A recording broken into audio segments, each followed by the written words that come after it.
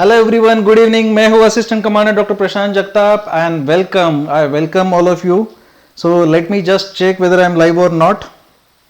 Thank you very much for coming to my class. Today we are going to discuss about physical, medical and जो इसके साथ जो eligibility criteria है PET, उसके बारे में हम लोग आज बात करेंगे.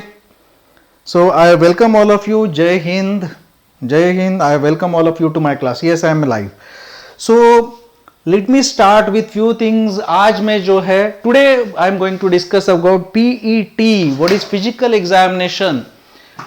फिजिकल इफिशिएंसी टेस्ट क्या रहता है, मेडिकल टेस्ट क्या रहता है, इसके साथ साथ जो एलिजिबिलिटी रहता है एग्जाम के लिए, जो आपके रिटर्न एग्जामिनेशन के बाद होता है, इसके बारे में मैं डिस्कस करूंगा. और इसके साथ साथ जो फिजिकल एग्जामिनेशन पीई है उसके बारे में मैं आज डिस्कस करना चाहूंगा. सो let me introduce my self. I am assistant commander doctor Prashant Jagtap. I got selected through UPSC CAPF 2012 examination. I joined Central Industrial Security Force in 2014, and after 5 years of service I put my resignation from CISF. It was before this I also served as a medical officer class 1 gazetted with Government of Maharashtra. I also served as assistant lecturer in Government Medical College Kolhapur. Basically I was passionate about joining the forces. मुझे पास job नहीं था इसलिए मैंने नहीं job join किया था. I was passionate about joining the forces, इसीलिए मैंने CISF ज्वाइन कर लिया. लेकिन मेरा ऐसा भी एम नहीं था कि मैं फुल टाइम लॉन्ग टर्म के लिए सर्व कर सकूँ, IGDIG बनूँ. That was never my aim. I just wanted to enjoy my life as a combat force. और मैं मेडिकल ऑफिसर करके या फिर असिस्टेंट कमांडर मेडिकल या फिर कैप्टन मेडिकल कोर में AMC में जा सकता था, लेकिन मुझे मेडिकल में नहीं जाना था. I wanted to do ground duties. Executive cadre में जाना था, मुझे वेपन सीखने थे, इसलिए मैंने ज्वाइन किया था. सो इवेंचुअली मेरे हिसाब से मुझे ऐसा लगता था कि इंडिया में कंपलसरी मिलिट्री सर्विस होना चाहिए, जो आपके पर्सनालिटी में बहुत ज़्यादा फर्क लेके आता है. मुझे वो पर्सनालिटी डेवलपमेंट में इंटरेस्ट था, इसलिए मैंने बेसिकली CISF ज्वाइन किया था.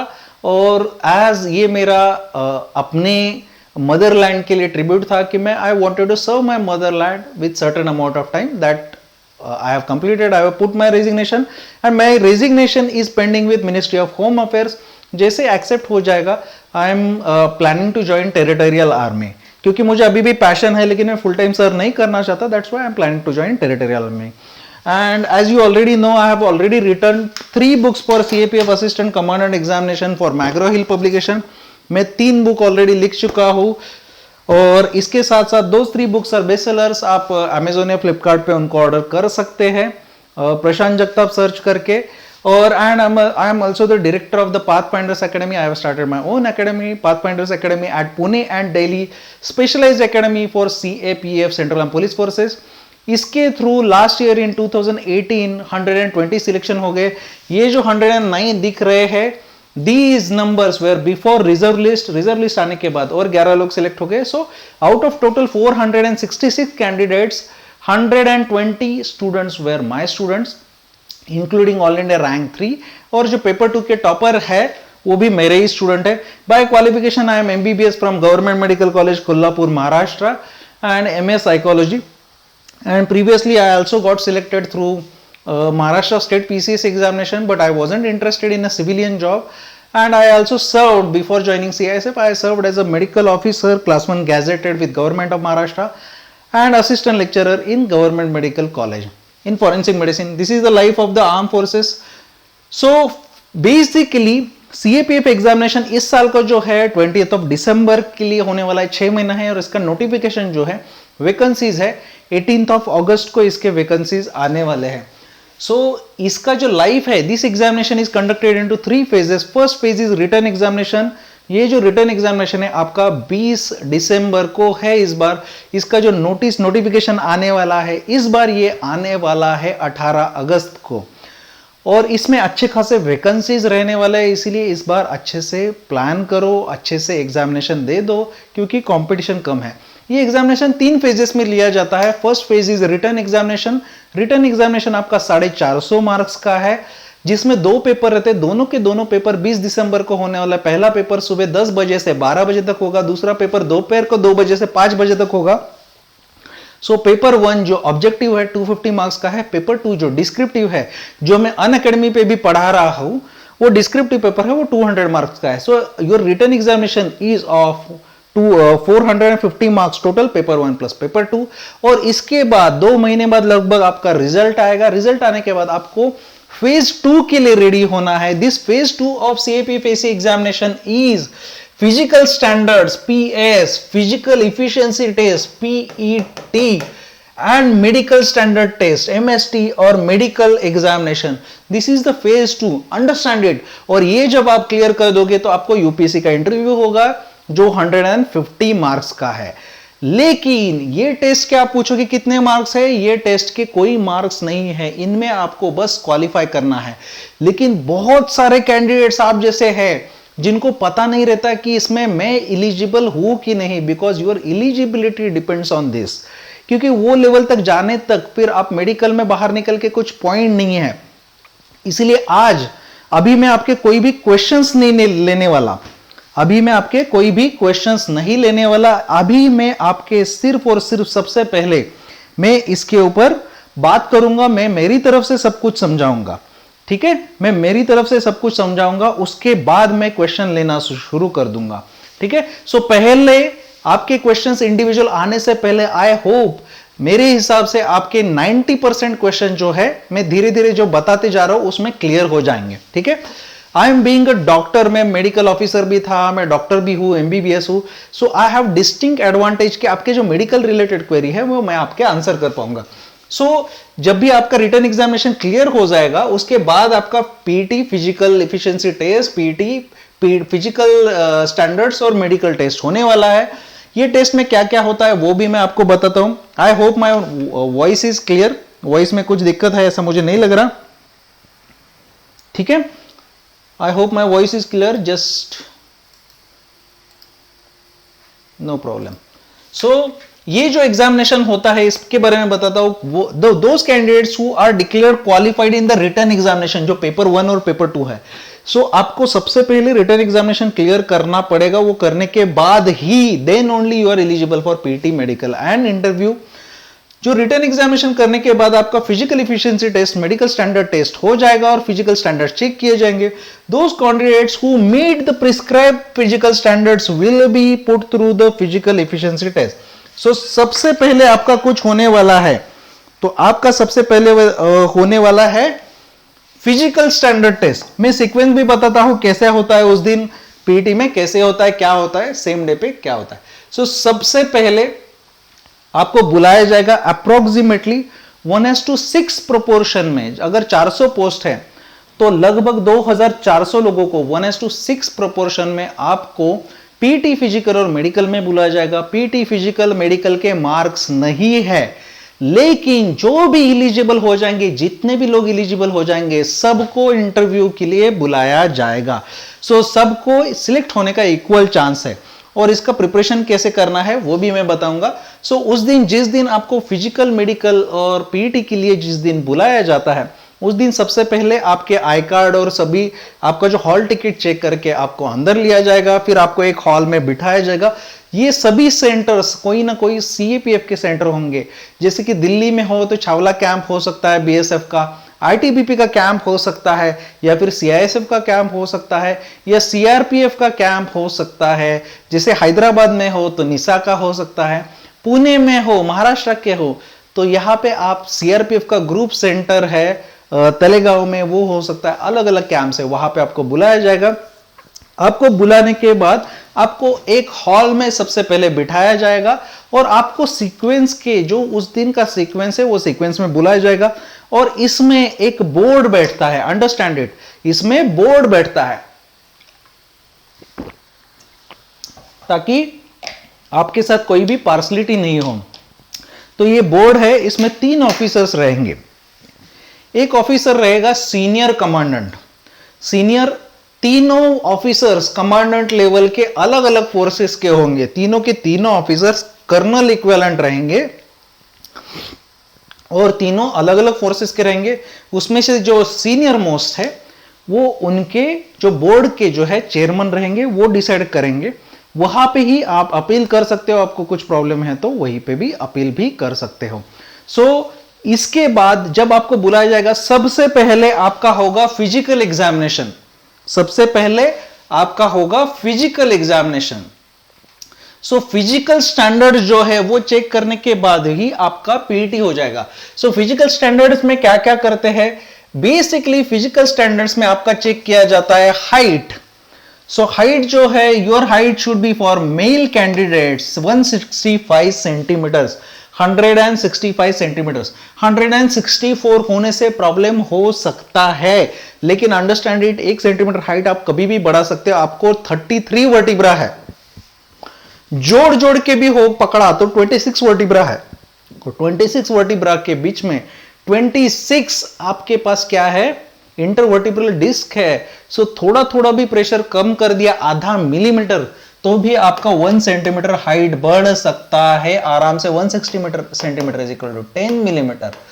हर एक वर्टिब्रा में इसके लिए आपको स्ट्रेचिंग और कुछ एक्सरसाइजेस करने पड़ेंगे, जिसके लिए मैं और एक नया वीडियो लेके आऊंगा। बेसिकली हाइट 1 सेंटीमीटर तक बढ़ाया जा सकता है। उसके कुछ कुछ टेक्निक्स है जो मैं बताता हूं। जैसे कि आप मुझे अभी देख रहे हो, जो मेरा हाइट है, ये हाइट में मैंने थोड़ा सा हाइट बढ़ा दिया। ये देखो, ये हाइट बढ़ा दिया। बेसिकली दिख रहा है कि आपको ये हाइट है, इसमें मैंने कैसे बढ़ाया? ये देखो, ये मेरा हाइट बढ़ गया विदाउट इवन डूइंग एनीथिंग। ये जो आधा सेंटीमीटर का जो डिफरेंस है ना, ये डिफरेंस आराम से लाया जा सकता है। उसके लिए आपको थोड़ा प्रैक्टिस करना पड़ेगा, बाल वाल बढ़ाना पड़ेगा। उसके टेक्निक्स जैसे आपका एग्जामिनेशन हो जाता है वो मैं बता दूंगा। वीमेन कैंडिडेट के लिए हाइट है 157 सेंटीमीटर। 156 होने से आप बढ़ा सकते हो 1 सेंटीमीटर, लेकिन उससे ज्यादा हाइट बढ़ता नहीं है ये एज में, इसलिए हाइट बढ़ेगा ऐसा अपेक्षा मत रखो और प्रैक्टिस करते रहो, कोशिश करते रहो। बहुत कम हाइट है आपका, 2 सेंटीमीटर से अगर हाइट कम है तो ये एग्जामिनेशन प्रिपरेशन करना छोड़ दो, दूसरा एग्जामिनेशन आप प्रिपेयर कर सकते हो। चेस्ट ये क्राइटेरिया है सिर्फ मेल कैंडिडेट्स के लिए है, इट इज 81 सेंटीमीटर्स। 81 सेंटीमीटर्स है, 80 सेंटीमीटर नहीं चलेगा। This is unexpanded with 5 centimetre expansion चाहिए। तो चेस्ट में आप करते क्या हो? जो लोग दुबले पतले हैं, इससे ऊपर कितना भी चलेगा, दुबले पतले हैं, वो क्या करते? पहले ही फुला के रख दिया, 81 सेंटीमीटर से आ गया। अब वो बोल रहे और फुला 5 सेंटीमीटर। पहले फुलाने के बाद 5 सेंटीमीटर और बढ़ने नहीं वाला। तो क्या करना है? आपको चेस्ट बढ़ाना है। चेस्ट बढ़ाने के एक्सरसाइजेस करो, पुशअप करो, रनिंग करके भी आपका लंग का कैपेसिटी बढ़ाया जा सकता है। पुशअप करने से भी चेस्ट के मसल का साइज बढ़ाओ, बैक मसल का साइज बढ़ाओ। विंग कर दोगे तो भी ये जो विंग्स है ये जब भी डेवलप हो जाएंगे तो भी आपका साइज बढ़ जाएगा और चेस्ट का साइज बढ़ाया जा सकता है। 81 centimetre is not very difficult, लेकिन जब कर रहे हो तो पहले ही फुला के मत रखो, आराम से ये बढ़ सकता है। फीमेल के लिए चेस्ट एप्लीकेबल नहीं है।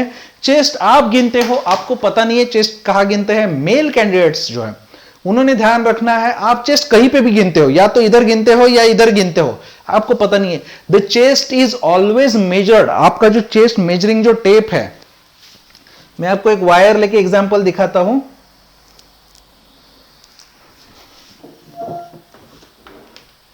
सपोज ये आपका मेजरिंग टेप है। ये measuring tape is always, it should always be horizontal.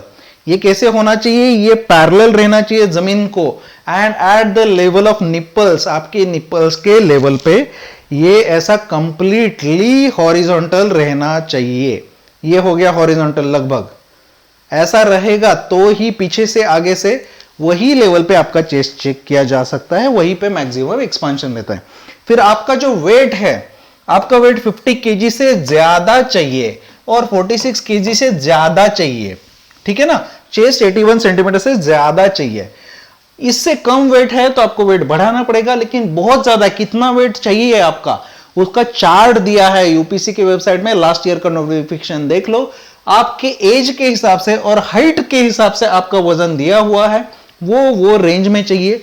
उसमें आपको 5 केजी तक लगभग रिलैक्सेशन मिल जाएगा, 5 केजी तक। उससे ज्यादा आपको रिलैक्सेशन नहीं मिलने वाला। आपको ये वजन कम करना पड़ेगा, लेकिन परमानेंटली आपको अनफिट नहीं डिक्लेयर कर देंगे। आपको टेम्पररीली अनफिट डिक्लेयर कर देंगे। आप फिर से 40 दिन में और वजन कम करके आप फिट बन सकते हो। This is not a permanent rejection. Moreover, the weight should always be as per the height and age. Age के हिसाब से वजन भी थोड़ा ज्यादा अगर एज है तो आपको ज्यादा वजन थोड़ा सा होने से चल जाएगा। इसके लिए ये जो अपेंडिक्स बी है वो चार्ट आपको यूपीसी की वेबसाइट से आप डाउनलोड कर सकते हो। अगर यहां पे आपने क्लियर कर दिया, ये हाइट वेट और चेस्ट आपका हो गया, यहां पे आप क्लियर है, वजन कितना भी ज्यादा हो चल जाएगा। यहां पे आपको वजन में ज्यादा वजन होने के लिए रिजेक्ट नहीं करेंगे।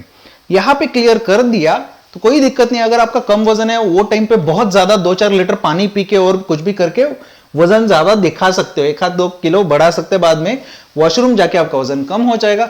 वो होने के बाद आपका फिजिकल इफिशियंसी टेस्ट होगा, वहां से वो रूम से आपको ग्राउंड में लिया जाएगा।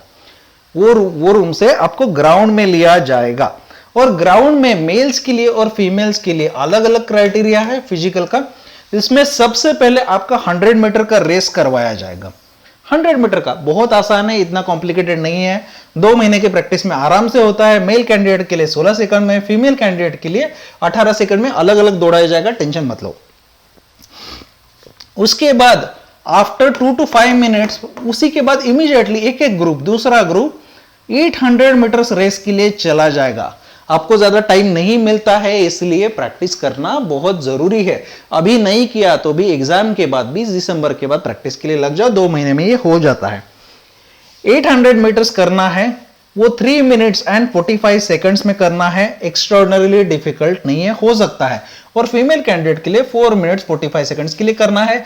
इसके लिए आपको स्टैमिना चाहिए, और स्टैमिना बिल्डअप करने के लिए आपको जॉगिंग करना पड़ेगा। तो इसका प्रैक्टिस कैसे करना है, वजन कैसे कम करना है, इसके ऊपर मैं एक अलग से वीडियो लेके आऊंगा। अभी फिलहाल मैं सिर्फ क्राइटेरिया क्या रहता है वो बताता हूं, ठीक है। कैसे करना है इसके लिए मैं अलग से वीडियो लेके आऊंगा, क्योंकि वो एक्सप्लेन करने के लिए मुझे लगभग 1 घंटा और लगेगा। तीसरा चीज है long jump. This is only long jump है, यहां पे हाई जंप नहीं है। Long jump is 3.5 metres. इसके लिए 3 चांसेस मिलते हैं। 3 चांसेस इसलिए मिलते हैं क्योंकि इसमें फाउल होता है। सो लॉन्ग जंप में फाउल कौन सी चीज से होते हैं, वो कैसे करना है, उसके लिए मैं अलग वीडियो बनाऊंगा, और वो ग्राउंड पे बनाऊंगा, टेंशन लेने का जरूरत नहीं है, ठीक है। So 3.5 metres is not very difficult. Anyone who is of 165 centimetres can do this. और उसके बाद फीमेल्स कैंडिडेट के लिए 3 मीटर्स का रहता है, 3 चांसेस रहता है। और उसके बाद फीमेल के लिए शॉर्ट पुट नहीं है, एक गोला रहता है मेटल का।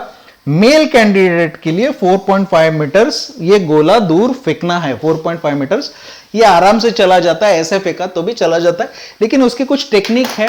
आप इधर ही फेंकोगे तुम्हारे सर के ऊपर गिर जाएगा। आप ऐसा फेंकोगे बॉल की तरह, वो बॉल की तरह जाएगा नहीं, बहुत हेवी है, 7.5 किलो का गोला है, 7.25 किलो का, वो जाएगा नहीं। सो आपको क्या करना है, गोला ऐसा पकड़ के, आपको सिर्फ उंगलियों से ताकत लगा के नहीं चलेगा, आपको ताकत लगेगा शोल्डर से, आपके थाई से, आपके एल्बो से, और यहां से सब जगह पे ताकत लगा के फेंकोगे तो बहुत आराम से जाता है, कोई टेंशन लेने का बात नहीं है। हम लोग का सीएपीएफ असिस्टेंट कमांडेंट का फिजिकल बहुत ही आसान है। फिजिकल जो सब इंस्पेक्टर का रहता है या कांस्टेबल का रहता है, इसलिए टेंशन मत लो। Pregnancy at the time of PET will be disqualification, लेकिन ये बताने का जरूरत नहीं पड़ना चाहिए, ठीक है। तो अगर आपने पीईटी क्वालिफाई कर लिया तो आप सभी को मेडिकल के लिए या तो उसी दिन या दूसरे दिन बुलाया जाएगा। जिसने भी पीईटी क्वालिफाई किया है सबको बुलाया जाएगा। बाय एंड लार्ज सब जगह पे लोग लीनियंट रहते हैं फिजिकल में, याद रखो लोग लीनियंट रहते हैं। ये 16 सेकंड का 17 सेकंड हुआ चलता है जनरली, लेकिन कोशिश करो। ये 18 सेकंड का 19 सेकंड चलता है, इतना मेजर नहीं किया जा सकता, ये चलता है। लेकिन ये जो है यहां पे जो लाइन मारा रहता है ना लॉन्ग जंप पे, वहां पे नहीं चलता, इसलिए वहां पे दिक्कत आ जाती है। और ये रनिंग बहुत ज्यादा डिफिकल्ट है नहीं, ठीक है ना। 800 मीटर स्टैमिना का गेम है, सिर्फ जॉगिंग भी करोगे 15-20 मिनट तो आराम से हो जाएगा, ठीक है। जो पोस्ट है असिस्टेंट कमांडेंट के लिए, इसलिए फिजिकल और मेडिकल स्टैंडर्ड्स क्या क्या होने चाहिए, फिजिकल स्टैंडर्ड मैंने ऑलरेडी बता दिए। ये सब कुछ होने के बाद आपके मेडिकल स्टैंडर्ड्स चेक किए जाएंगे। वहां पे जीडीएमएस रहते हैं, जनरल ड्यूटी मेडिकल ऑफिसर्स है, वहां पे स्पेशलिस्ट मेडिकल ऑफिसर्स नहीं है। इसीलिए अगर कोई स्पेशलिस्ट प्रॉब्लम आता है, आपको टेम्पररीली अनफिटनेस दिया जाता है, इनएलिजिबिलिटी दिया जाता है, आपको मेडिकली अनफिट सर्टिफिकेट दिया जाता है, that is temporary unfit, that is not permanent unfit, तो आप उसके खिलाफ अपील कर सकते हो और 40 दिन में आप उसको ट्रीट करके फिर से अपील कर सकते हो। लेकिन उसमें कुछ क्राइटेरिया है जो मैं आपको भी बताता हूं।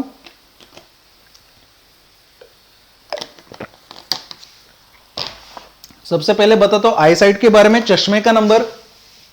सो आपका जो चश्मे का नंबर है, कोई भी आंख का होगा, good eye and worse eye, better eye and worse eye, मतलब जो नंबर जिसका नंबर ज्यादा है वो खराब आंख है, एक नंबर जिसका अच्छा है कम है वो अच्छा आंख है, ऐसा कंसिडर किया तो भी आपको जो चश्मे का नंबर है, जो गुड आई है, बेटर आई है, उसका होना चाहिए 6/6, तो दूसरे वाले इसका नंबर आपको 6/12 चल जाएगा।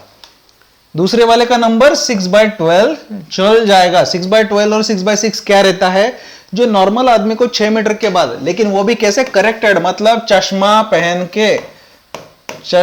पहन के चलेगा, बिना चश्मा पहने नहीं चाहिए, चश्मा पहने 6/6 चाहिए, चल जाएगा। जो नॉर्मल आदमी को, जिसका विजन नॉर्मल है, वो 6 मीटर से जो देख रहा है, चश्मा पहनने के बाद आपको 6 मीटर में दिखता है, चलेगा। और जो खराब आंख है, जो नॉर्मल आदमी को 12 मीटर में दिखता है, जो 12 मीटर से दिखता है, आपको देखने के लिए नजदीक जाना पड़ता है 6 मीटर, वो भी चलेगा। आप जब भी डॉक्टर के पास चेक करते हो, वो आपको एक पर्ची मिलता है, उसमें ये सब कुछ लिखा हुआ है। दूसरा चीज, ये डिस्टेंस विजन है। दूसरा चीज, या फिर आपको एक आंख से 6/9, नॉर्मल आदमी को जो 9 मीटर से दिखता है, वो आप 6 मीटर से देखा है एक चश्मे से, एक आंख से, और दूसरे आंख से भी 6 मीटर से दिख रहा है तो भी चलेगा चश्मा पहन के। दूसरा, जो नियर विजन होता है, वो अच्छा आंख का N6 होना चाहिए, खराब आंख का N9, करेक्टेड, चश्मा पहन के ये चलेगा। ये आपके, वो भी आपके इस पे लिखा हुआ रहता है, इतने टेंशन लेने का जरूरत नहीं है। और विद ग्लासेस या फिर लैसिक सर्जरी आपको चलता है। इसके साथ साथ जो रिफ्रैक्टिव एरर है, मतलब चश्मे का नंबर इज परमिसेबल -4 to +4, मतलब -4 के अंदर कुछ भी होगा तो भी चलेगा, +4 के अंदर कुछ भी होगा तो भी चलेगा। ये रेंज में, इंक्लूडिंग सिलेंड्रिकल, ये सिलेंड्रिकल आपके चश्मे में 2 नंबर रहते हैं, सिलेंड्रिकल और स्फेरिकल, ये प्लस नहीं करना है, ऐसा कुछ नहीं रहता। सिलेंड्रिकल या स्फेरिकल, जिसमें जो भी ज्यादा होगा वो पकड़ा जाएगा, वो कुछ भी किया तो भी आपका क्या है, +4 और -4 में चल जाएगा। ऐसा हो सकता है कि आपका सिलेंड्रिकल 3.5 है और स्फेरिकल 1.5 है, चल जाएगा, ठीक है। ये जो नंबर है +4 और -4 के बीच में आना चाहिए। अगर इससे ज्यादा नंबर है, -4 से भी ज्यादा है दूर का चश्मा और +4 से भी ज्यादा है नजदीक का चश्मा, तो आपको लैसिक सर्जरी करवाना पड़ेगा। +6 to -6 लैसिक अलाउड है, लेकिन लैसिक में एक रूल है, आपका जो लैसिक है वो कम से कम 6 महीना पहले किया जाना चाहिए। सो अगर आपको लैसिक करवाना है तो अभी करवा लो, और लैसिक करने के बाद भी आपको चश्मा अलाउड है। लैसिक सर्जरी के कुछ क्राइटेरिया दिया हुआ है, 18 to 35 होना चाहिए, एक्सियल लेंथ आपका 21 to 26 मिलीमीटर होना ही चाहिए, और कॉर्नियल थिकनेस आपका 425 माइक्रोन से ज्यादा होना चाहिए। ये वाला क्राइटेरिया जब भी लैसिक सर्जरी करा रहे हो आपके डॉक्टर को बताओ। और लैसिक करने के बाद भी आपका नंबर पूरा कम नहीं हुआ, +4 और -4 के बीच में है, इसके बाद भी आप चश्मा लगाते हो तो भी चल जाएगा। लेकिन आपका क्या है, ये जो कॉर्नियल थिकनेस है, this should be more than 425। LASIK के बाद भी चश्मा चलता है, कोई टेंशन लेने का जरूरत नहीं है। लैसिक के बाद चश्मा नहीं चलता, ऐसा कुछ नहीं है। बस आपका जो एरर है ना, 6 डायोप्ट्रिक से कम होना चाहिए। 6 डायोप्टर मतलब +6 to -6 के बीच में ये आपका एरर होना चाहिए। 6 से ज्यादा होगा तो नहीं चलता। लेकिन आपका प्री लैसिक एरर 6 से कम है, इनको कैसे पता चलेगा? जो चेक कर रहे उनको तो पता चलने नहीं वाला। सो आप अपने डॉक्टर से बात करो और उनको बोलो कि एरर कम लिखवा दो, आपके सर्टिफिकेट पे जो है वो चल जाएगा, वो एक्सेप्ट कर लेंगे। लेकिन एक ही क्राइटेरिया बोला है, 6 months post operative period is mandatory. अगर 6 महीना नहीं हुआ है वो आपको डिस्क्वालीफाई कर देंगे, ठीक है। और एक चीज रहता है कलर ब्लाइंडनेस, काफी लोग रहते हैं उनको कलर ब्लाइंडनेस रहता है, कलर ठीक से समझ में नहीं आता। मोस्ट कॉमन है red green colour blindness, red और ग्रीन दोनों ग्रे दिखते हैं। सो कलर ब्लाइंडनेस के अलग अलग लेवल हैं, ठीक है ना। इसके लिए इश्तेहारा चार्ट रहता है, वो चार्ट आप गूगल कर सकते हो, आपको मिलेगा, उसमें कलर दिख रहा है तो आपको कुछ प्रॉब्लम नहीं है। सो आपका जो कलर परसेप्शन है CP3 लेवल का होना चाहिए। जो CP1 है, कलर परसेप्शन 1 लेवल है, वो एक्सेप्शनल है, वो पायलट वगैरह के लिए लगता है। CP1 लेवल है, एक्सेप्शनल है, पायलट वगैरह के लिए लगता है, आपके लिए नहीं है। जो CP2 है वो नॉर्मल है, वो नॉर्मल है। जो CP3 है वो बिलो नॉर्मल है, फॉल्टी नॉर्मल है। आप थोड़ा सा फॉल्टी नॉर्मल चलेगा, लेकिन CP4 या फिर CP5 है वो नहीं चलेगा। This is major colour blindness. So थोड़ा बहुत कलर ब्लाइंडनेस इज अलाउड, लेकिन major colour blindness is not allowed. लेकिन आपको, आप CP3 हो 4 हो, आप कभी घर में बैठे बैठे जज नहीं कर सकते।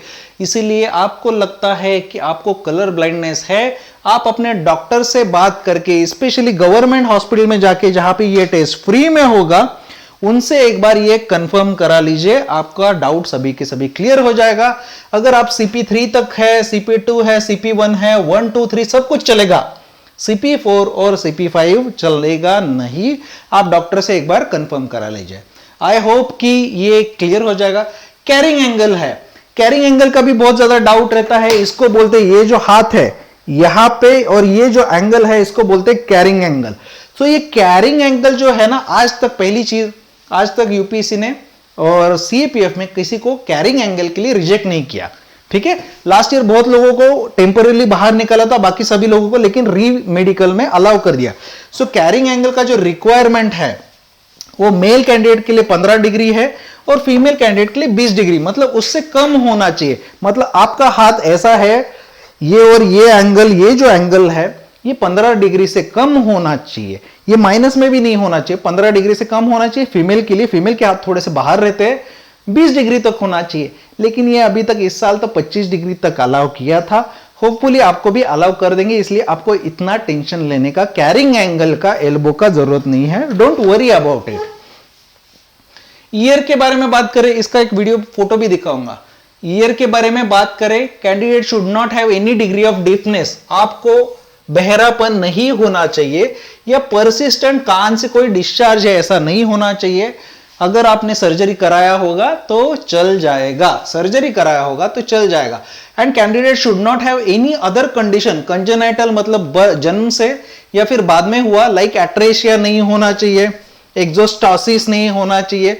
ये आपको समझ में नहीं आता है, अगर आपको सुनने में दिक्कत है अपने एक बार डॉक्टर से, ENT से बात करो, ear nose throat, government hospital में उनसे बात करो। विच इज कॉजिंग ऑब्स्ट्रक्शन, वो नहीं होना चाहिए। और रिकरेंट कान में दर्द हो रहा है, टिनिटस मतलब कान में टैं ऐसा आवाज आ रहा है कंटिन्यूअसली, वो नहीं होना चाहिए, लेकिन ये उनको समझ में नहीं आता है। या फिर वर्टिगो, कान के वजह से आपको चक्कर आ रहा है कंटिन्यूअसली, वो नहीं होना चाहिए। लेकिन आपके कान का पर्दा फट गया था, कभी डिस्चार्ज हो रहा था, लेकिन आपने ऑपरेशन करा लिया है या फिर वो ठीक हो गया है और डीफनेस नहीं है, आपको सुनने की क्षमता कम नहीं हुई है, तो ये चल जाएगा, टेंशन लेने का जरूरत नहीं है। उसके बाद नोज, आपके नाक में DNS, डेविएटेड नेजल सेप्टम बोला जाता है। ये नाक जो है इसका जो ये इसको बोलते हैं सेप्टम, ये डेविएटेड नहीं होना चाहिए, टेढ़ा मेढ़ा। तो आपको ये पता नहीं रहता, आपको ये अगर लगता है आपके नाक का सेप्टम डेविएटेड है, आप ENT में जाके, गवर्नमेंट हॉस्पिटल में जाके बात कर सकते हैं। आप खुद डॉक्टर बनने का कोशिश मत करो। या फिर एट्रोफिक राइनाइटिस, इतना कुछ नहीं है टेंशन। और ट्यूबरकुलर अल्सरेशन, ये तो TB की तरह है, ये नहीं होना चाहिए। या फिर क्रोनिक साइनोसाइटिस, उनको क्रोनिक साइनोसाइटिस समझ में नहीं आएगा, आप बताने का जरूरत नहीं है, it is not a serious condition. Neck जो है, आपका गला जो है, आपके गले में एनलार्ज लिम्फ नोड नहीं होने चाहिए। लेकिन एक चीज याद रखो, आपके एनलार्ज लिम्फ नोड नहीं होने चाहिए बोला है, बड़े लिम्फ नोड नहीं होने चाहिए बोला है, लिम्फ नोड नहीं होने चाहिए नहीं बोला है। लिम्फ नोड सभी को रहते हैं, इधर सभी को डॉक्टर चेक करता है ना, खांसी सर्दी खांसी हुआ तो इधर रहते हैं, इधर रहते हैं, इधर रहते हैं। ये लिम्फ नोड बढ़ कब जाते हैं? जब भी कोई इन्फेक्शन होता है तो, या और कुछ प्रॉब्लम है तो, जैसे कैंसर जैसा कंडीशन है, टीबी है, तब ये लिम्फ नोड बढ़ जाते हैं। इसीलिए बोला है कि ये लिम्फ नोड बड़े हुए नहीं होने चाहिए। अगर आपके यहाँ पे कोई भी गोले गोले आए हैं, बहुत ज्यादा बड़े हुए हैं, आप एक बार अपने डॉक्टर से बात करके क्लियर करवा लो, टेस्ट करवा लो। अगर कुछ मेजर प्रॉब्लम नहीं है तो ये अलाउ कर दिया जाएगा। लेकिन और क्या है, थायराइड का, यहाँ पे थायराइड नाम का ग्लैंड रहता है, उसका कोई स्वेलिंग नहीं होना चाहिए, या फिर गले में और कोई भी स्वेलिंग नहीं होना चाहिए जो इनएबिलिटी टू एक्सटेंड, मतलब ये आपका जो नेक है इसको ऐसा पूरा करने से रोकेगा, ऐसा कोई भी स्वेलिंग नहीं होना चाहिए। आपका मूवमेंट जो है वो बिल्कुल स्विफ्ट होना चाहिए, विदाउट एनी प्रॉब्लम होना चाहिए, ठीक है। और डिसीज ऑफ स्पाइन और सर्वाइकल वर्टिब्रा, ये जो वर्टिब्रा है ना नेक का, इसका कुछ प्रॉब्लम नहीं होना चाहिए, स्पॉन्डिलाइटिस वगैरह। लेकिन स्पॉन्डिलाइटिस वो चेक नहीं करते हैं, अगर आप उनको बताते हो दर्द हो रहा है तभी उनको पता चल जाएगा, ठीक है। दांत के बारे में बहुत ज्यादा डाउट आता है, candidates must possess sufficient number of sound teeth, कुछ नहीं बोला है, चबाने के लिए जितना जरूरी है उतना दांत चाहिए। इफिशिएंट मैस्टिकेशन, आपके 4 दांत नहीं होगा, 4 दांत तो भी चलेगा। यहां पे डेंटल पॉइंट्स नाम का कोई सीन नहीं है, ठीक है ना। सीएपीएफ में डेंटल पॉइंट्स ऐसा कुछ नहीं है, बस चबाना आना चाहिए। सो आपके दांत में अगर सड़न है और आप ट्रीटमेंट करा लो, रूट कैनाल करा लो, कैप बिठाया हुआ चलता है, ब्रिज बिठाया हुआ चलता है, आप परमानेंट डेंचर यूज कर रहे तो भी चलता है, दांत आपने इम्प्लांट किया है तो भी चलता है, सड़ा हुआ है तो भी चलता है, लेकिन ट्रीटमेंट कराने से काम हो जाएगा। बस आपको पायरिया, मतलब आपके गम से जो मसूड़े है उसमें से पस नहीं आना चाहिए, सीवियर इन्फेक्शन नहीं होना चाहिए। दांत जो है उसका ट्रीटमेंट कराने से आप एलिजिबल हो जाओगे। दांत, आपको कुछ लोगों का डाउट है कि मेरे दांत टेढ़े मेढ़े दांत चलते, कोई दिक्कत नहीं है, ठीक है ना। दांत टेढ़े मेढ़े होने से चल जाएगा, कोई दिक्कत नहीं है। वेनरल डिसीज, मतलब आपके जो प्राइवेट ऑर्गन्स है उसके वहां पे कोई भी डिसीज एक्टिव, क्लिनिकल एक्टिव नहीं होना चाहिए। पुराना वाला हो गया होगा कभी तो वो चल जाएगा, लेकिन अभी नहीं होना चाहिए। क्रोनिक स्किन डिसीज, यहां पे भी कुछ लोगों का रहता है कि मेल कैंडिडेट्स के लिए स्क्रॉटम का स्वेलिंग वगैरह नहीं चलता, या फिर मेल कैंडिडेट्स के लिए फाइमोसिस, पैराफाइमोसिस नाम की कंडीशन है, अगर आपको है तो उसका सर्जरी करवा लो, आप एलिजिबल हो जाओगे, ठीक है। क्रोनिक स्किन डिसीज में आपको कोई भी क्रोनिक स्किन डिसीज बहुत सालों से चल रहा है, लेप्रोसी है, डर्मेटाइटिस, इनको समझ में नहीं आएगा, लेकिन पिटूरियासिस वेसिकुलर, मतलब स्किन के ऊपर पैचेस है, या फिर सोराइसिस है, वो नहीं चाहिए, या एसएलई है वो नहीं चाहिए, लेकिन इसका ट्रीटमेंट चल रहा है तो आपको एलिजिबल किया जाएगा। लेकिन कभी कभी आपके स्किन के ऊपर कुछ स्वेलिंग की तरह रहता है, ठीक है ना, उसका अगर आपका ट्रीटमेंट चल रहा है तो वो चल जाएगा, ठीक है ना। जनरल स्टैंडर्ड्स में आपका स्पीच नॉर्मल होना चाहिए, बातें आपका विदाउट हिंड्रेंस होना चाहिए, कोई भी दिक्कत नहीं आना चाहिए। नो स्टैमरिंग, लेकिन थोड़ा बहुत स्टैमरिंग अलाउड है। एक्सेसिव स्टैमरिंग है तो उसका ट्रीटमेंट करा लो, आप एलिजिबल हो जाओगे। The candidate should not have any indication of chronic disease like TB वगैरह नहीं होना चाहिए, ठीक है ना, टीबी वगैरह नहीं होना चाहिए।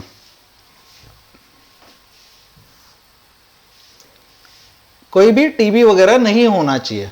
और कोई भी आर्थराइटिस, जॉइंट का पेन नहीं होना चाहिए। पेन उनको समझ में नहीं आएगा, वो पता नहीं चलेगा, आप बोलोगे घुटने दर्द कर रहे तो ही समझ में आएगा। आपका ब्लड प्रेशर हाई नहीं होना चाहिए, थोड़ा बहुत चलता है, 140 तक ब्लड प्रेशर चलता है, उससे ज्यादा हो गया तो आपको हाई ब्लड प्रेशर है, लेकिन आप ट्रीटमेंट ले रहे हो तो शायद उनको पता नहीं चलेगा। डायबिटीज नहीं होना चाहिए, लेकिन आप ट्रीटमेंट ले रहे हो तो शायद उनको पता नहीं चलेगा।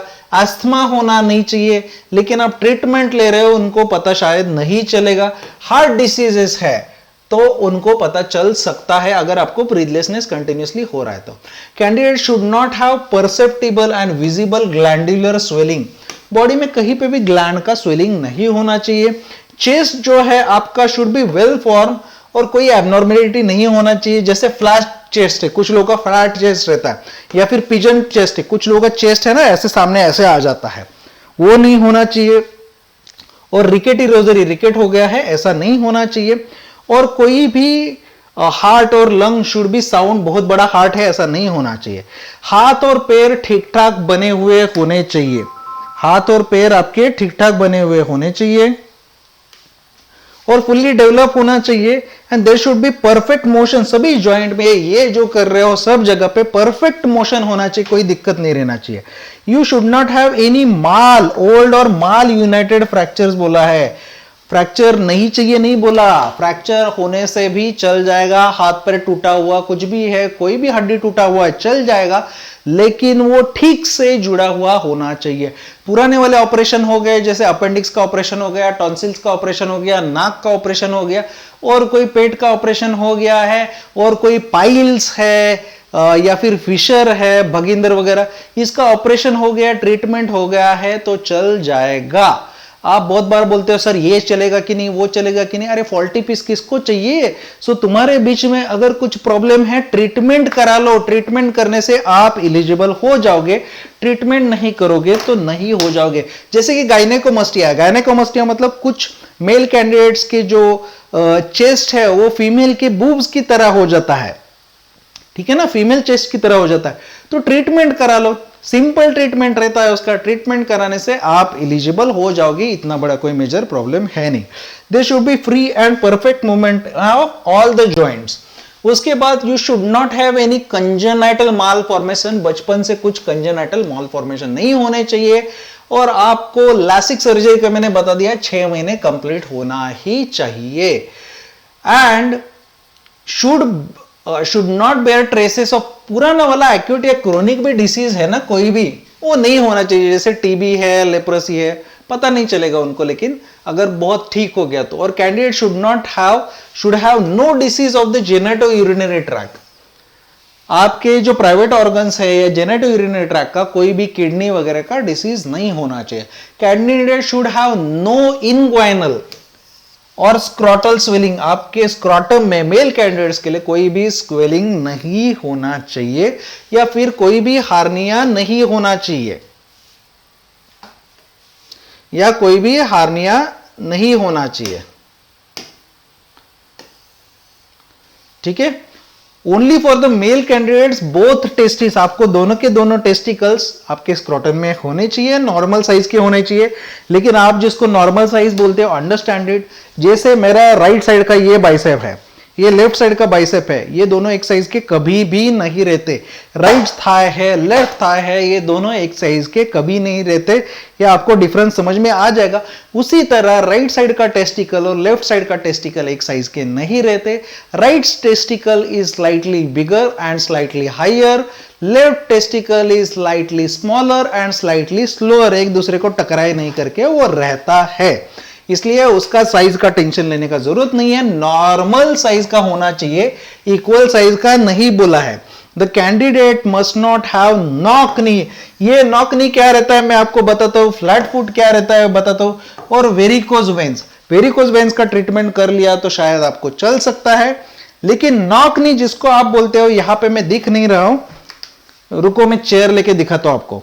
आपको नॉक नी का आपका जो कंडीशन रहता है, आप अलग चीज को नॉकनी बोलते हो, हर एक चीज नॉकनी नहीं है, यहां पे भी नहीं दिख रहा है। ये जो घुटना है आपका, आपको लगता है कि ये जो पैर है ये टच होते ही नॉकनी हो जाता है, जैसे कि ये नी टच हो गए तो नॉकनी नहीं रहता। इसका आपके फैट से कुछ लेना देना नहीं है। उसकी कुछ इमेज दिखा के मैं दिखाता हूं, फ्लैट फुट का भी दिखाता हूं। ये थोड़ी देर आप दूर में रखिए, मैं बताता हूं। Most of you do not have knock knees, ठीक है। आपको सिर्फ घुटना चिपकने से नॉकनी नहीं होता है। गुड मेंटल और बॉडीली हेल्थ होना चाहिए, ठीक है। Candidate should not suffer from tachycardia, आपका हार्ट रेट बहुत ज्यादा नहीं होना चाहिए, 100 से ऊपर नॉर्मली, लेकिन ये 100 से ऊपर एक्सरसाइज करने के बाद बढ़ जाता है तो चलेगा। और कम नहीं होना चाहिए, बहुत कम नहीं होना चाहिए, 50 से कम नहीं होना चाहिए। Candidate should not suffer from, आपको हार्निया नहीं होना चाहिए, हीमोरॉइड्स मतलब पाइल्स नहीं होना चाहिए, प्रोलैप्स रेक्टम वगैरह नहीं होना चाहिए, लेकिन पाइल्स आपको चल जाएगा अगर आप सर्जरी करा रहे हो, ट्रीटमेंट करा रहे हो तो चल जाएगा।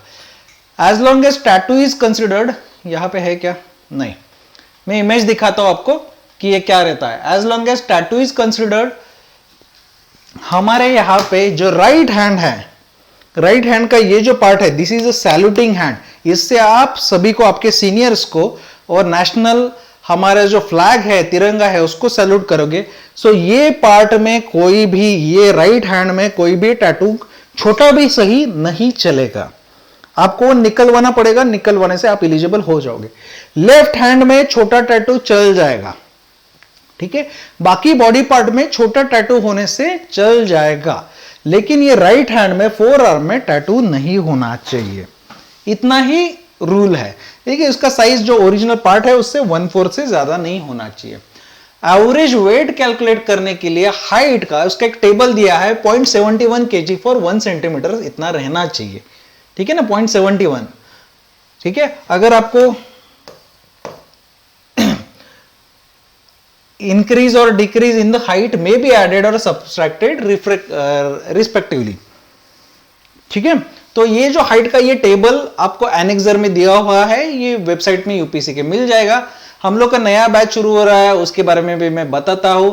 अगर आप अनअकैडमी पे ज्वाइन करना चाहते हो, हम लोग का नया बैच 22 जून से शुरू हो रहा है और ये 5 मंथ्स का बैच है, 150 डेज का।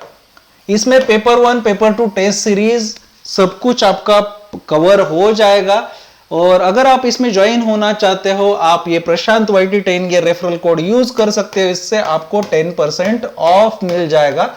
ये 5 मंथ्स का बैच है तो आपको 150 डेज का बैच है, ये एग्जाम का पूरा सिलेबस कवर कर देगा।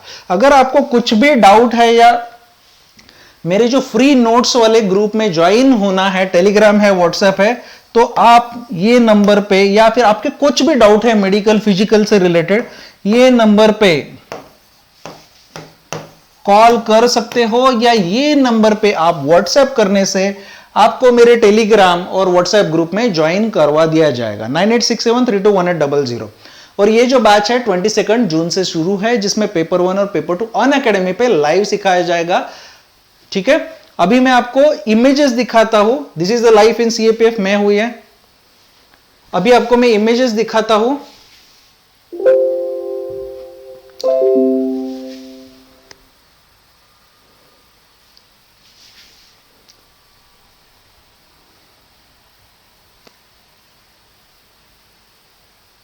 जिससे आपको पता चल जाएगा कि एक्चुअली ये फ्लैट फुट क्या रहता है या फिर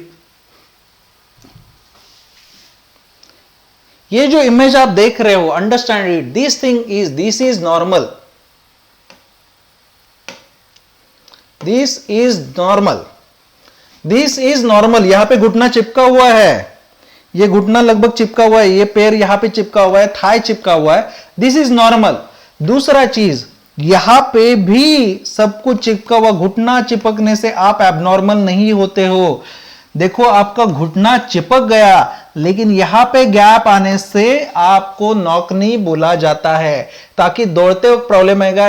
it is about bone structure, it is not about, ये एंगल देख रहे हो ना, it is not about soft tissue. अगर आप मोटे हो तो पैर ऐसे ही चिपकेंगे, मोटे हो तो काफ भी ऐसे ही चिपकेंगे, काफ चिपकने से लेना देना नहीं, it is about bony structure. So knock knee में आपका क्या है, घुटना चिपकने के बाद नीचे पैर नहीं चिपकता है। आपका घुटना चिपक का है और नीचे पैर भी चिपक रहा है एक दूसरे से, कोई आपको प्रॉब्लम नहीं है, गैप नहीं आना चाहिए नीचे। और बो लेग जो है, नीचे पैर चिपक रहे हैं लेकिन यहां पे गैप आ रहा है, इसको बो लेग बोलते हैं। सो आई होप कि all of you have cleared your doubts about knock knee. आप में से मैक्सिमम लोगों को नॉकनी है ही नहीं, टेंशन लेने का जरूरत नहीं है। जितने भी आप YouTube पे दूसरे वीडियो देखोगे, एक चीज समझो, जो आदमी आपको नॉकनी बता रहे हैं ना, उसको थोड़ा भी नॉलेज है क्या नॉकनी क्या है, उसका मेडिकल बैकग्राउंड है क्या। जिन्होंने कुछ भी नहीं सीखा, कुछ भी पढ़ के आप YouTube पे कुछ भी करके अपने आप को बोलते हो कि मुझे नॉकनी है, आप में से मैक्सिमम लोगों को नॉकनी नहीं है, टेंशन लेने का जरूरत नहीं है। इसके साथ साथ मैं आपको दूसरा एक ये बताता हूं।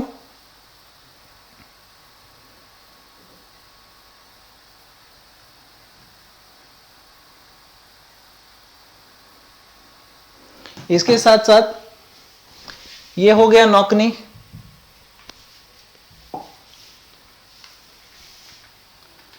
ये हो गया फ्लैट फुट।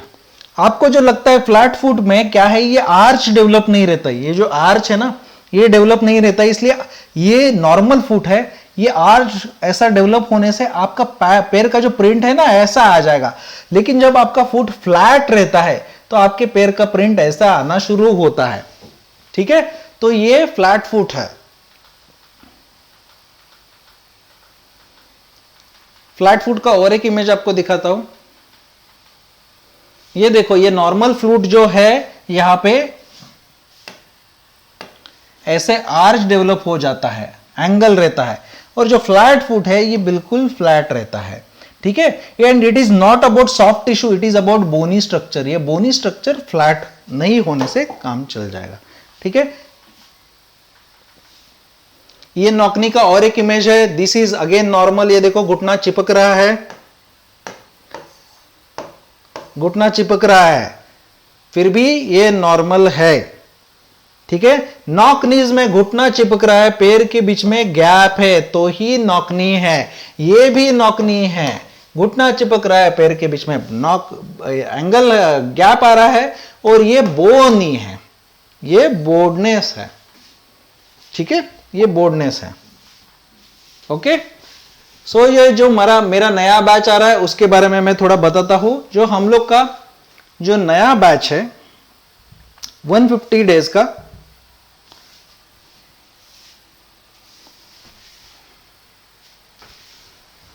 डेज का जो बैच है ये अभी 22 तारीख से शुरू हो रहा है।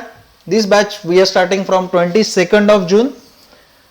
ये 22 नवंबर तक चलेगा। ये अनअकैडमी पे रहेगा लाइव। ये एक्सक्लूसिव बैच है, इसमें बहुत एजुकेटर है।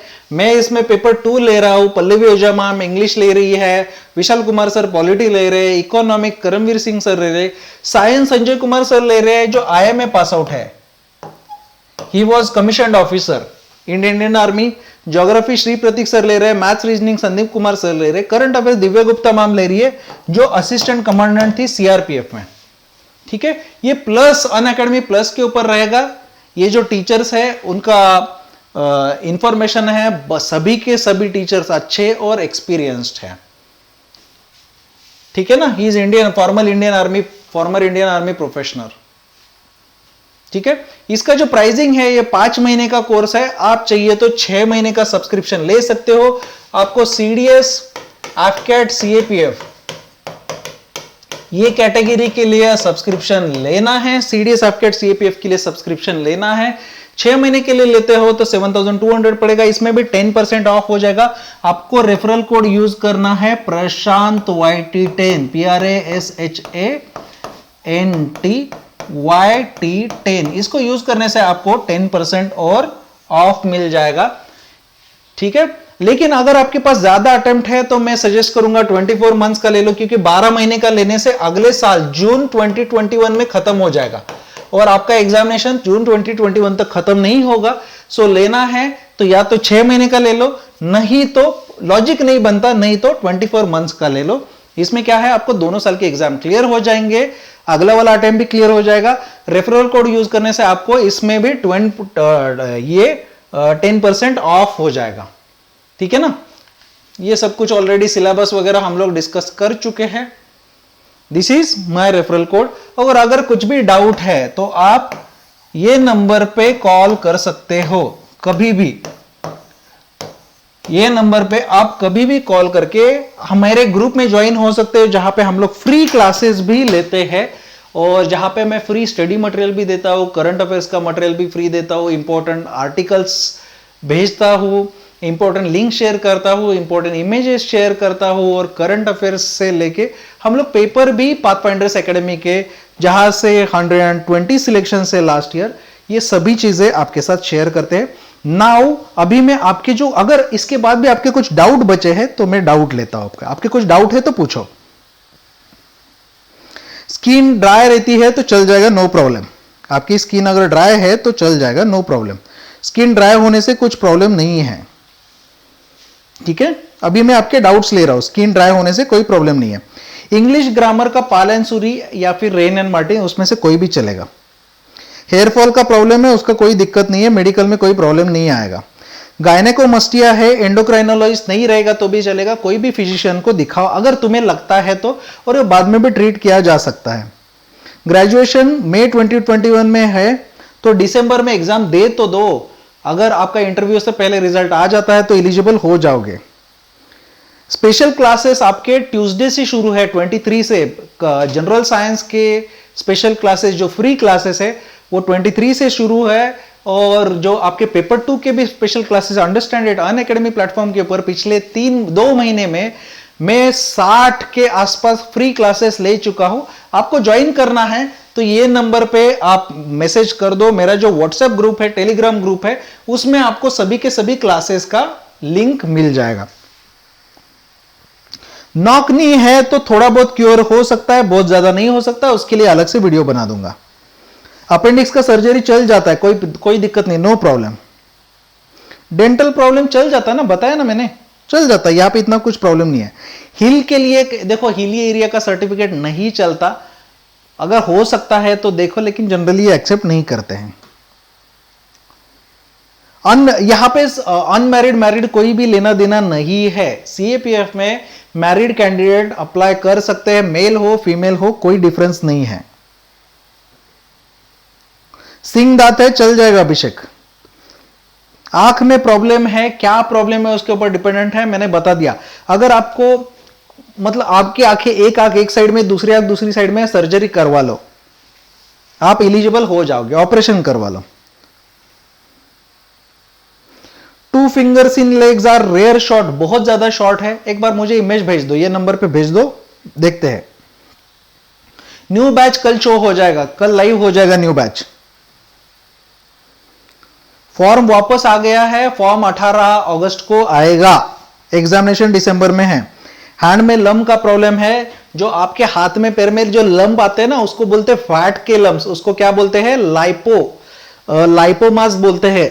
ये यहां पे लंप है, यहां पे लंप है, यहां पे छोटे मोटे लंप्स है ना, जो फैट के लंप है, चर्बी की गांठें है, वो चल जाएगा, कोई दिक्कत नहीं है, वो चल जाता है। फ्लैट फुट है, एक बार अपने डॉक्टर से बात कर लो। पूरा शेड्यूल कल अपलोड हो जाएगा, कल। अनअकैडमी में प्लस कोर्स में सीएपीएफ 150 नाम से सर्च कर लो, कल अपलोड हो जाएगा, लाइव हो जाएगा, आप आज ले सकते हो। बाईपास सर्जरी नहीं चलेगा, बाईपास सर्जरी नहीं चलेगा, हार्ट का बाईपास प्रॉब्लम है। सीटीएफ कंजेनाइटल टैलिपस इक्वाइनोवायरस है, अगर तुम्हारा फंक्शनल प्रॉब्लम है तो नहीं चलेगा। न्यू बैच कल से लाइव हो जाएगा। पहले टीबी का इनिशियल स्टेज में एब्डोमेन में लिक्विड था, 6 महीने मेडिसिन चली, अभी ठीक है। मेडिकल हिस्ट्री में इशू नहीं होगा, लेकिन एक्सरे में अगर लंग में दिख रहा है तो प्रॉब्लम हो सकता है। न्यू बैच कल से शो हो जाएगा। बीए फरवरी में हो रही है, आप एलिजिबल हो सकते हो, इंटरव्यू से पहले चाहिए।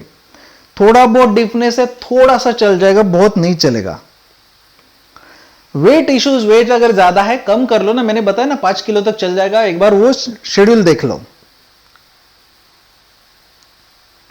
सीलिएक डिसीज अगर उनको समझ में नहीं आता है तो चल जाएगा, बाहर से पता नहीं चल रहा है तो। एनसीसीसी सर्टिफिकेट आपको इंटरव्यू में थोड़ा एडवांटेज रहेगा।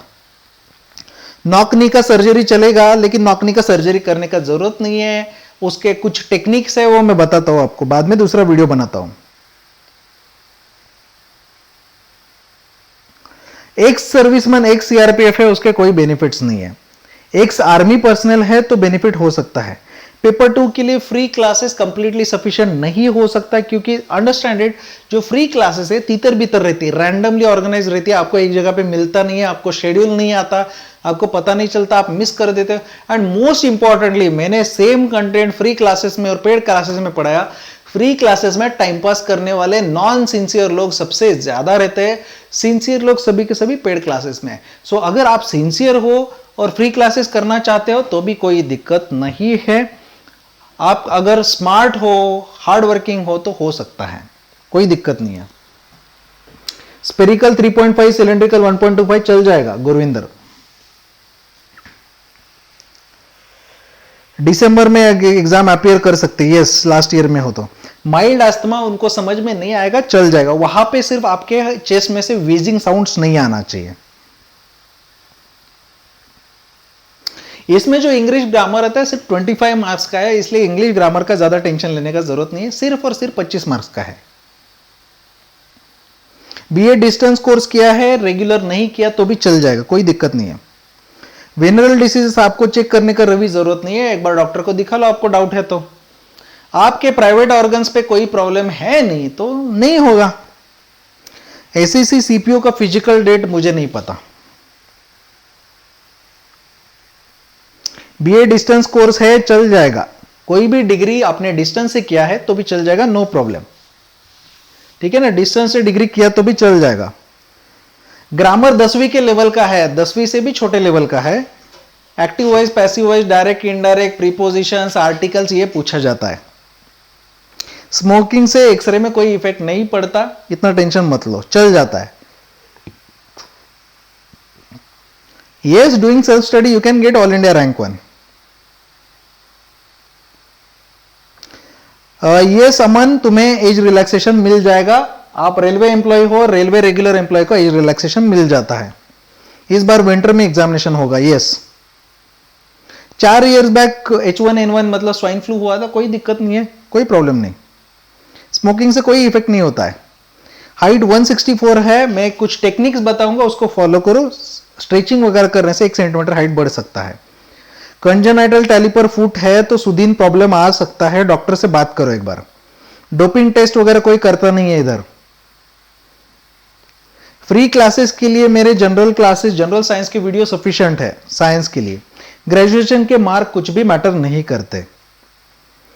विंटर में एग्जाम का कोई एडवांटेज नहीं है, ऐसा कोई एडवांटेज डिसएडवांटेज कुछ नहीं रहता।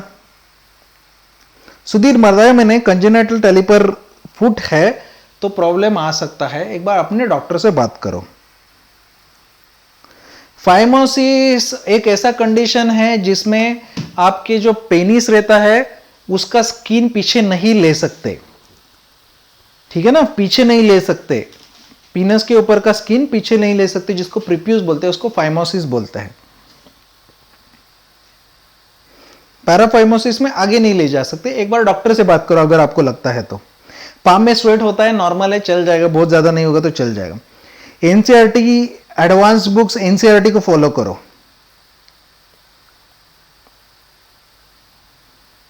ऊपर वाले टीथ नीचे वाले से बिल्कुल भी टच नहीं होते, then you are at problem, लेकिन थोड़े बहुत भी टच होते चल जाएगा, कोई दिक्कत का बात नहीं है, वो सबका ऐसा होता है।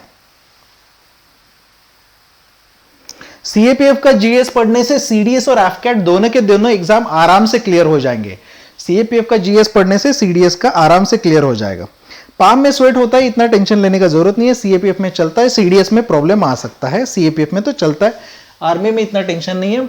जो नया बैच है सीएपीएफ आपको सर्च करना है 150, सीएपीएफ 150 सर्च करना है, ये अनअकैडमी के ऊपर है।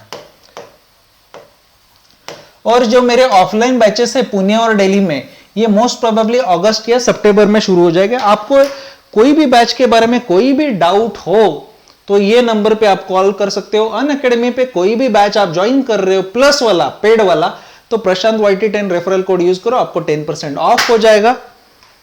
और जो फ्री क्लासेस है उसका लिंक आपको ये नंबर मैसेज कर दो, ये ग्रुप में आपको लिंक मिल जाएगा, it will become much more easier. Interview इस साल का अगस्त एंड में या सितंबर में होगा। ग्रेजुएशन फरवरी 2021 में आ रहा है, येस यू कैन अप्लाई। अगर पीठ पे ऑपरेशन हुआ है, तोड़फोड़ कुछ नहीं है, बोनी स्ट्रक्चर ठीक है, ऑपरेशन कुछ भी हो गया हो आपका, अभी सब कुछ ठीक है तो चल जाएगा। पेपर 2 में इंपॉर्टेंट टॉपिक्स आप फ्री वाले क्लासेस में आ जाओ, आपको ज्वाइन करा देंगे बता दूंगा। एज लिमिट जनरल कैटेगरी 25, 2 अगस्त को आपको 25 कंप्लीट नहीं होना चाहिए, 2 अगस्त 2020 के आगे कंप्लीट हुआ तो चलता है। जनरल कैटेगरी के लिए 25, ओबीसी के लिए 28, एससी एसटी के लिए 30, सेंट्रल सिविलियन एम्प्लॉयज 30 और central civilian employee general category 30, OBC 33 और एससी एसटी 35। और सेंट्रल सिविलियन एम्प्लॉयज में रेलवे के एम्प्लॉयज और सीएपीएफ में आप ऑलरेडी सर्विंग हो कोई भी रैंक में आपको चल जाएगा और यहां पे कोई भी रिक्वायरमेंट नहीं है, आपको इतना साल का सर्विस 2 दिन ज्वाइन हो गया किया तो भी चल जाएगा।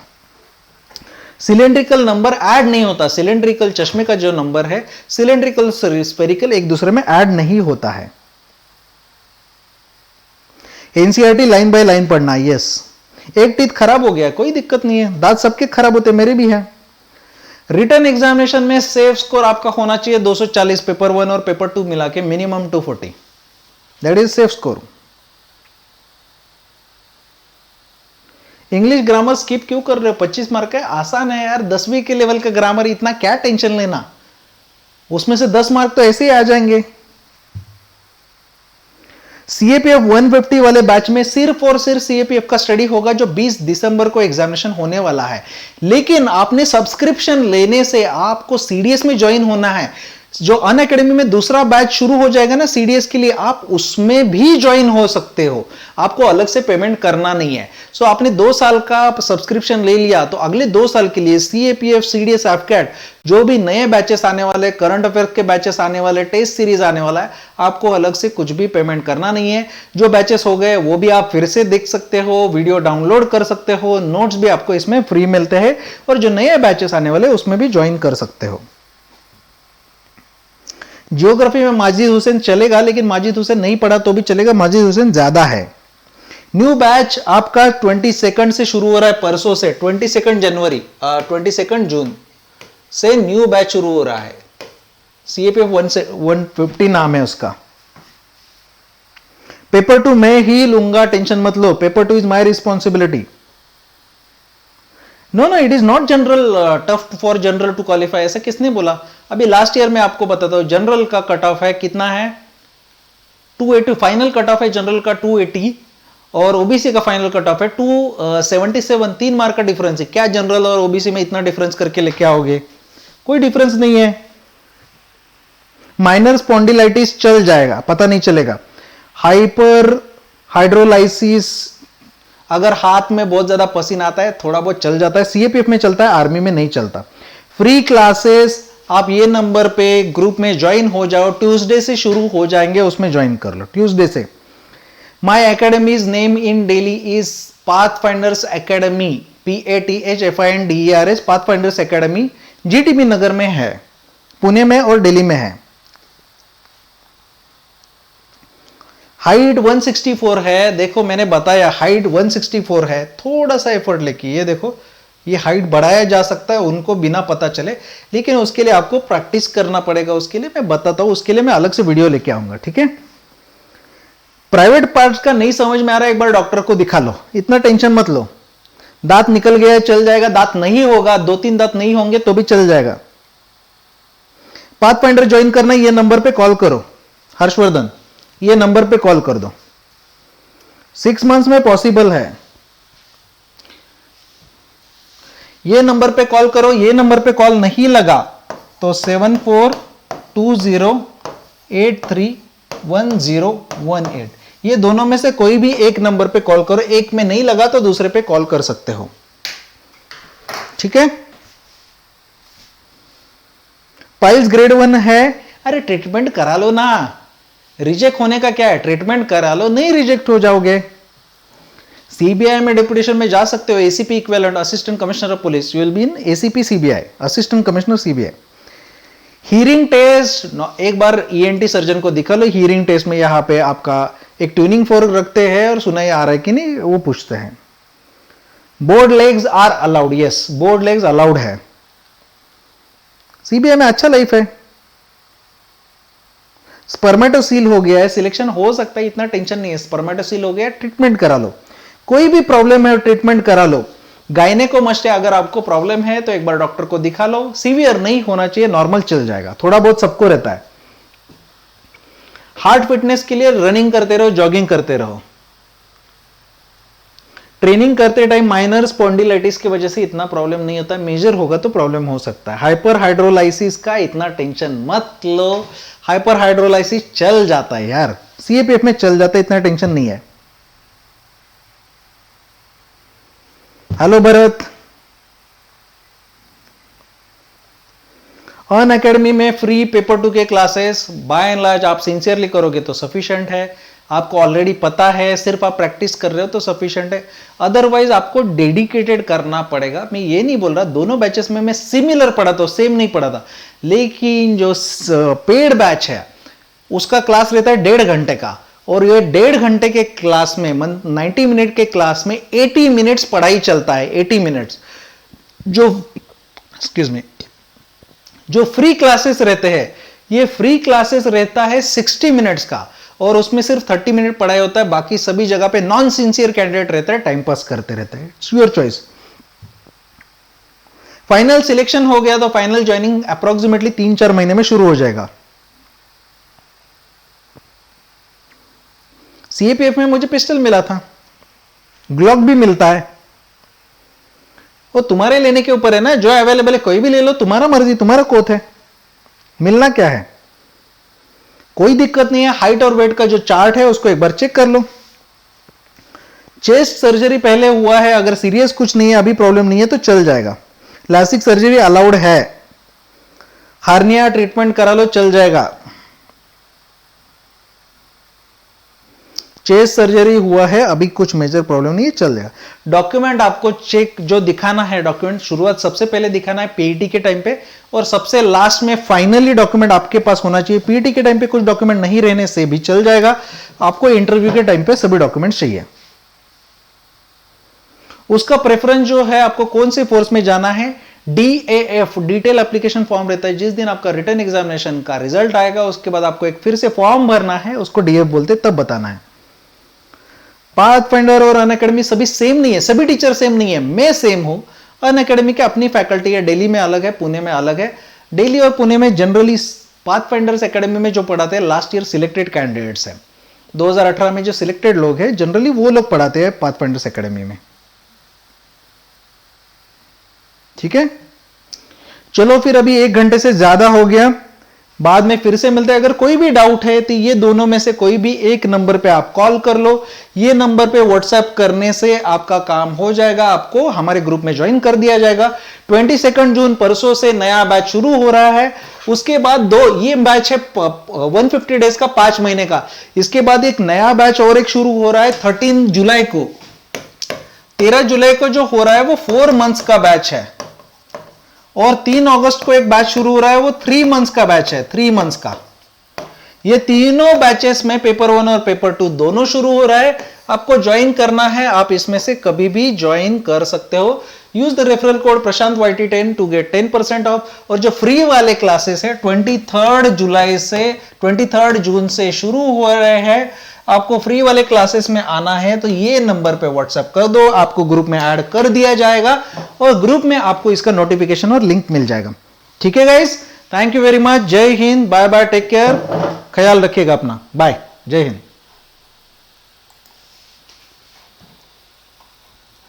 ठीक है, जय हिंद, बाय बाय।